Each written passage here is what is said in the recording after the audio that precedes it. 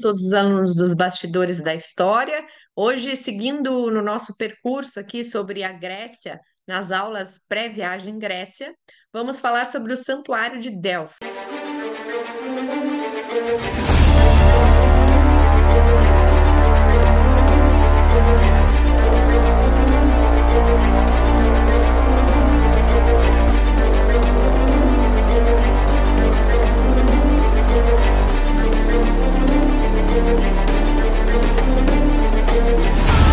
Então, agora vamos ver um pouquinho de cada um desses locais.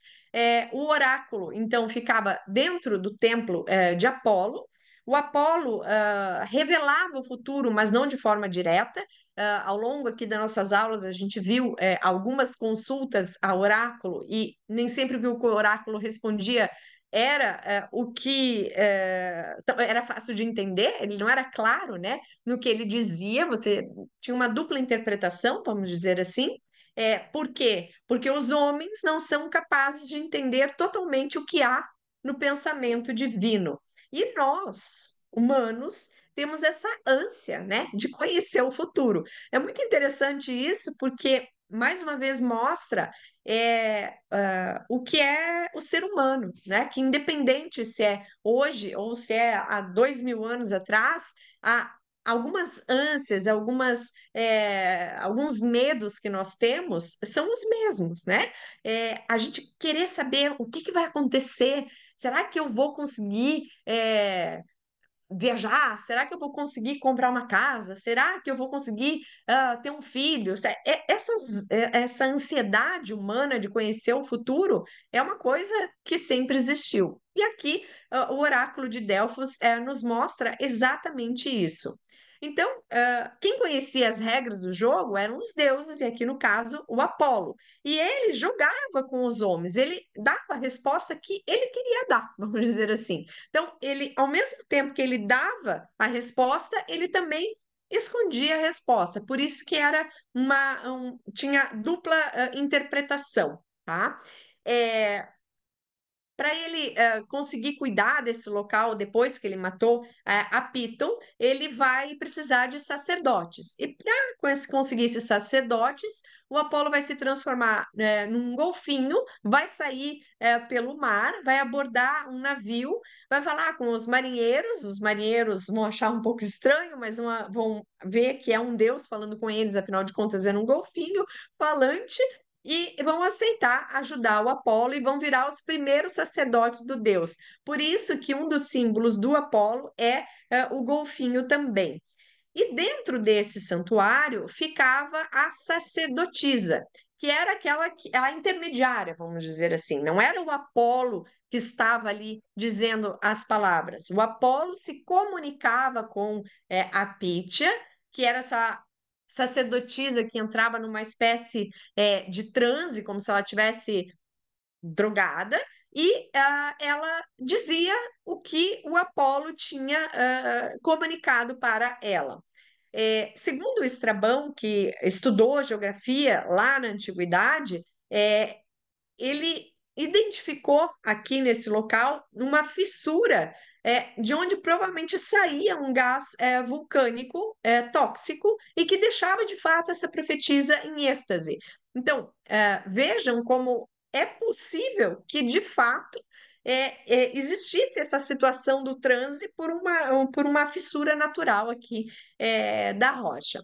E esses rituais para o Apolo profetizar as coisas aconteciam então sempre no dia 7 de cada mês, porque era o dia do nascimento do Apolo, e aí tinha todo um ritual. A Pítia tomava o banho nas águas da fonte, né? Fazia a limpeza, depois queimava a cevada, enfim, fazia todo o ritual, ficava escondida, ninguém conseguia ver a Pítia, mas a voz dela saía e ela soltava aquela profecia com dupla interpretação. Então, ali no local hoje, infelizmente, nós temos pouquíssimas coisas, e vocês já vão entender por quê. Temos parte da base aqui do templo, alguns pedaços das colunas, e esse túnel aqui, que é um buraco que levava para baixo do templo onde ficava essa sacerdotisa de Apolo que fazia as profecias.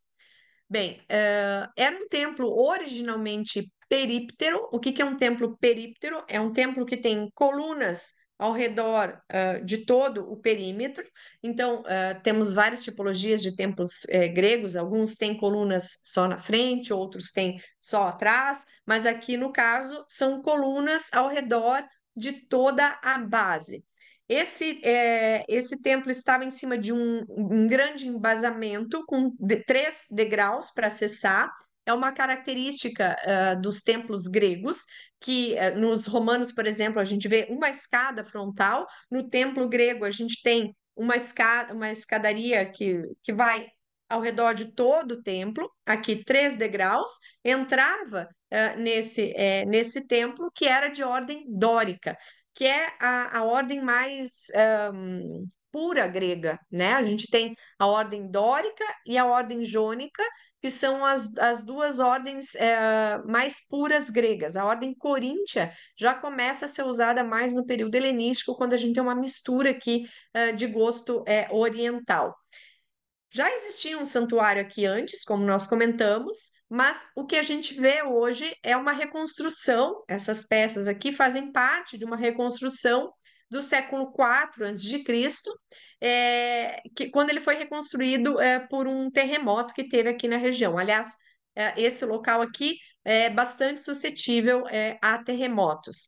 Depois a gente vai ter restaurações na época do imperador Augusto, imperador romano, né? Século I antes de Cristo. Esse templo ganha mais importância. Os romanos vão dominar Delfos a partir de 167 antes de Cristo. Em 87, o templo vai ser restaurado por Domiciano, e depois, no século II, o Adriano também vai dar uma atenção especial aqui para o local. O templo, o oráculo de Delfos funcionou até 394 e parou de ser utilizado porque os templos pagãos foram fechados. Por quê? Porque aqui a gente começa a mudar a mentalidade do mundo. Com o Edito de Tessalônica, de 380 depois de Cristo, o cristianismo vai ser instituído como religião oficial do Império Romano. E, Ali, como assim Império Romano aqui na Grécia? O que tem a ver? Os romanos já tinham conquistado a Grécia lá no século II antes de Cristo. Então, a Grécia fazia parte de Roma, era território romano. Tudo que era de culto pagão, templo de Apolo, templo de Atena, templo de Hera, de todos esses deuses, vão ser fechados, não podem mais ser utilizados, e aí vai começar uma verdadeira desmontagem desses templos e saques, ou seja, eles vão começar a pegar as pedras, os mármores, as esculturas que decoravam esses templos maravilhosos para usar em outras obras, para construir desde casas normais até palácios, até igrejas. Então, a gente vai ter uma desmontagem mesmo aqui desse espaço. E apesar do templo ter funcionado até o século IV, a gente já tem notícias que no século II, ou seja, a gente já vê que aqui estava já caindo a importância do Santuário de Delfos, começaram a ser construídas casas nos espaços vazios. Então, deixa eu voltar aqui na imagem, né? A gente vê que tem muito espaço aqui. Então, nesses espaços vazios, começam a ser construídas algumas casas e começa a se formar um pequeno núcleo urbano. Com isso, vai começar uma sobreposição de épocas, vamos dizer assim. Esse santuário aqui vai praticamente desaparecer, o templo principalmente. E apesar de a gente ter menções ao Santuário de Delfos em diversos textos da antiguidade, textos romanos, textos gregos, textos egípcios, enfim, ele como se tivesse sumido. Ninguém mais sabia nem onde ficava, não sabia nem mais que aqui era Delfos. A gente volta a saber do Santuário de Delfos lá em 1436, quando o Ciríaco de Ancona vai encontrar esse sítio arqueológico. claro, sempre em busca do que estava escrito, porque isso é uma coisa sensacional, que a gente teve esses grandes.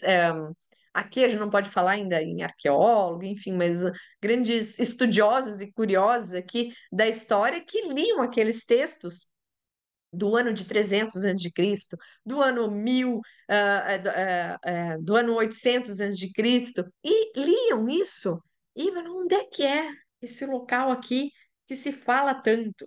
E iam atrás.